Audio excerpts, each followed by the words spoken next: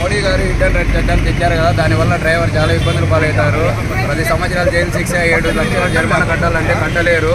మామూలుగా 15,000 20,000 జీతాలు తీసుకుంటూ ఇంటి సంసారాలు పోయించేదే చాలా కష్టమైపోతుంటుంది. రెంట్లు ఇవన్నీ పోషించి పైకి ఈఎంఐలు అంటే ఇలాంటి ఈఎంఐలన్నీ పెట్టుకొని మళ్ళీ తర్వాత ఈ యాక్సిడెంట్ జరిగిన తర్వాత ఒక డ్రైవర్ తప్పదాగి వచ్చి కింద పడతాడు. టిప్పర్ డ్రైవర్ ఏం చేస్తాడు, లారీ డ్రైవర్ ఏం చేస్తాడు, బస్సు డ్రైవర్ ఏం చేస్తాడు, మన ఆస్తులు తెచ్చి పెట్టలేడు కదా.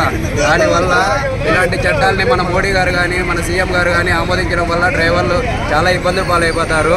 దాన్ని గవర్నమెంట్ మా డ్రైవర్లు అందరి బాధను అర్థం చేసుకొని దానివల్ల మా బాధలన్నీ అర్థం చేసుకొని వాళ్ళు ఏదో ఒకటి నిర్ణయం తీసుకోవాల్సిందిగా డ్రైవర్ల తరఫున మా డ్రైవర్ల సోదరుల తరఫున నేను కోరుకుంటున్నాను.